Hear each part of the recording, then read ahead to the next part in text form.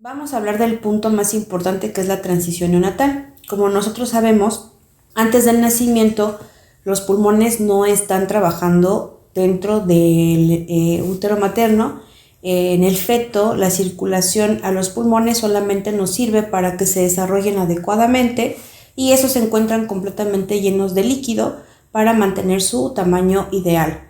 El oxígeno se va a suministrar por la placenta, que es la que nos va a servir para enriquecer al feto en todos sus aspectos, desde la oxigenación hasta los nutrientes que éste requiere durante su desarrollo en toda la edad gestacional. Y al nacer, el aire va a hacer que los vasos de los pulmones del bebé se relajen y permitan que entre el aire y estos comiencen esa fisiología que todos tenemos. La respiración ya se comienza a llevar por los pulmones. Es importante saber que durante el embarazo la circulación en el feto está dividida por tres grandes conductos, como es el ducto venoso, el foramen oval y el ducto arterioso. Estos tres conductos permiten que la circulación se lleve a cabo dentro del feto, y los cuales se tienen que cerrar o interrumpir una vez que el embarazo haya terminado. El ducto venoso principalmente se encarga de llevar toda la sangre hacia la vena porta y que nos va a permitir la irrigación entre la placenta con el cordón umbilical y todo el cuerpo del neonato. Y el foramen oval es el que va a permitir que el paso de la sangre se lleve a los pulmones, permitiendo la oxigenación. En el momento que el bebé nace, estos agujeros o estos defectos de la circulación o cortocircuitos, como los conocemos, deben de cerrarse para que den apertura a la circulación que conocemos nosotros, la circulación menor y la circulación mayor, ¿no? La circulación mayor, que es aquella que se lleva a todo el organismo, y la circulación menor, que es la que se lleva a los pulmones para hacer el intercambio gaseoso y enriquecer todo el organismo de oxígeno. Sin embargo, si hubiese alguna alteración en el cierre de estos conductos durante el nacimiento, tendríamos alteraciones en la respiración en el paciente. Principalmente habría algún problema en la circulación menor, que es donde se lleva el intercambio gaseoso, e inclusive podría haber algunas alteraciones diferentes. Entonces es importante reconocer que estos tres cortocircuitos están hechos para la circulación durante el embarazo y que se van a interrumpir una vez que el neonato nazca y realice la primera respiración. Es importante saber que durante las últimas semanas de gestación, esa producción de líquido que llena los pulmones se va a empezar a disminuir y comienza a reabsorberse, para que al momento del parto se reabsorba completamente ese líquido a través de los alvéolos e inicie la respiración momentánea y disminuya la resistencia periférica que existe, resistencia vascular que hay en los vasos pulmonares, para que empiece ese intercambio gaseoso y estos se llenen de sangre y oxígeno a su vez.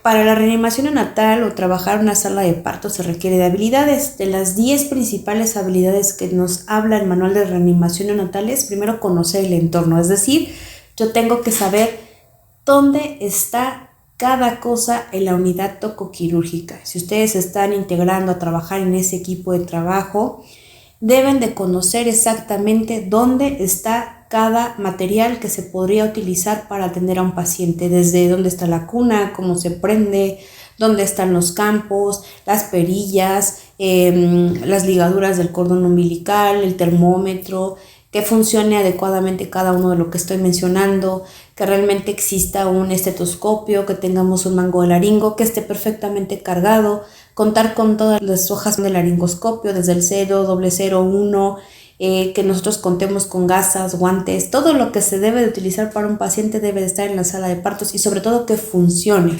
porque una de las principales complicaciones no es no saber atender al paciente, sino no tener el material preparado, y desafortunadamente pasa que en el momento que nuestro bebé se complicó, entonces no funciona el aspirador, no tengo suficiente oxígeno, no hay presión para aspirar al paciente, no tengo sondas para aspirar al paciente, y de verdad es un caos y una calamidad que no se puede dar una atención adecuada cuando no tengo el material disponible.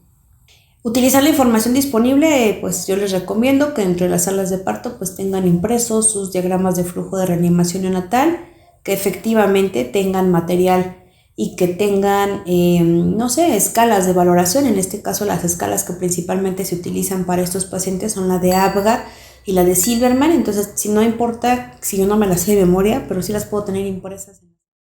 Muy bien, para iniciar con la atención de un paciente en la sala de partos es importante que yo pregunte cuál es la edad gestacional esperada, si el líquido amniótico es claro o no, cuántos bebés se esperan y si hay algún factor de riesgo perinatal. Primero, hablando de edad gestacional esperada, hablamos desde el principio de la charla que pueden tener más problemas los pacientes prematuros y los pacientes post-término. ¿Por qué? Porque son pacientes de riesgo y se encuentran en los límites de lo que es un embarazo a término, considerando que un embarazo a término es aquel que se encuentra en las 37 semanas de gestación, de acuerdo a la norma oficial mexicana, la 007. Sin embargo, pues todo paciente, lo dijimos también en la charla, todo paciente puede ser de riesgo porque al menos uno de todos los neonatos que nacen va a requerir de reanimación neonatal avanzada. El líquido amniótico. ¿Por qué preguntamos si el líquido amniótico es claro? Porque si esperamos un paciente con meconio, tenemos también que intervenir de cierta forma, en especial para liberar la vía aérea. Aunque actualmente ya está contraindicada la broncoscopía directa o laringoscopía directa, como se llamaba, para aspirar secreciones, eso ya no está indicado en el paciente. Sin embargo, sí es importante conocerlo, porque sabemos que va a tener secreciones y necesitaremos aspirar la vía aérea. ¿Cuántos bebés se esperan? Porque si esperamos un embarazo gemelar o trillizos, tenemos que estar preparados con el doble de personal o el triple de personal para la atención de estos pacientes. Y si hay algún factor de riesgo perinatal. Al principio también mencionamos que todas las pacientes que tengan algún factor de riesgo, pues tienen un riesgo alto para los neonatos que van a nacer, ¿no? Y hablamos de madres diabéticas, hipertensas, entre otros, que se mencionan al inicio de la plática. En caso de que la oxigenación y la ventilación no se vea de manera adecuada, pasaré a la siguiente sección para el uso diverso de los dispositivos para brindar presión positiva. Estamos en esta fase y se inicia después del primer minuto de haber iniciado la reanimación. Yo ya corroboré que mi paciente respiró. Si mi paciente respiró y estuvo estable, ya saben, la dinámica es con la mamá. Si su institución hospitalaria lo permite, si no, pues igual sería colocar en la cuna de calor radiante, realizar el secado y lo que ustedes conocen habitualmente, ¿no? Ligar el cordón umbilical, colocar la identificación del paciente, arroparlo, colocarle un pañal y presentárselo a la mamá. Si se permite el parto humanizado, pues lo ponemos sobre el pecho de la mamá, continuamos con las maniobras de secado en ese momento y estabilizamos a nuestro paciente, corroboramos el pinzado tardío del cordón umbilical y ese paciente, una vez que esté reanimado, ya que esté iniciando el seno materno, pues una vez que la mamá salga de la sala de parto, pues nosotros arroparemos a nuestro niño para sacarlo junto con ella. En caso de que no hayamos tenido una buena respuesta con el paciente y yo tenga que administrar oxígeno por flujo libre o que el paciente no esté mejorando, o una vez que yo corroboro la frecuencia cardíaca, esta no esté por arriba de 100 latidos por minuto, entonces yo tendré que administrar ventilación con presión positiva, monitorizando siempre la saturación de oxígeno. Aquí ya es importante considerar el uso de la monitorización cardíaca en mi paciente, puesto que si este no responde adecuadamente, más adelante tendré que estar al pendiente de esto. Si la frecuencia cardíaca es menor de 100 latidos por minuto, entonces yo tendré que verificar el movimiento del pecho, si hay una correcta ventilación y si es necesario asegurar mi vía aérea. Entonces todo esto lo vamos a iniciar después del primer minuto de la reanimación neonatal. Por eso es importante tener un cronómetro a la mano para cuando se tiene un paciente estar muy pendientes de los tiempos para actuar en tiempo y forma.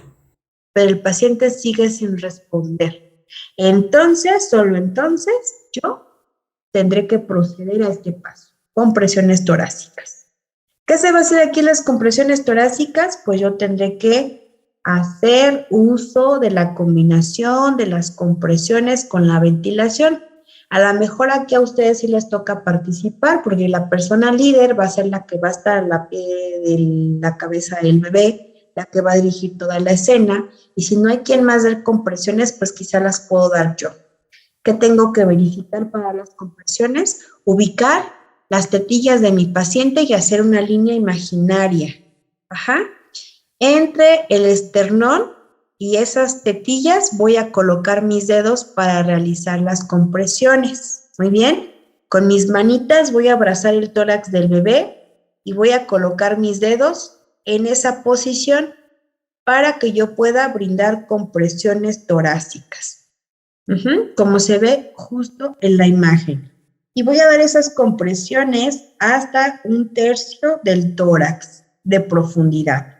Si yo no entro en este ciclo de compresiones, tengo que saber de todas maneras cómo se va a realizar esta secuencia para que yo la pueda registrar en los registros de enfermería. Recuerden que los registros clínicos son importantes. Entonces, ¿qué voy a dar? 90 compresiones más 30 respiraciones, que quieren dar un total de 120 eventos, asegurando una FiO2 al 100%, ¿sale? Entonces tendré que dar 90 compresiones más 30 respiraciones para dar 120 eventos o 120 compresiones, ¿no? Tiene que darme 120. Siempre con una FiO2 al 100%.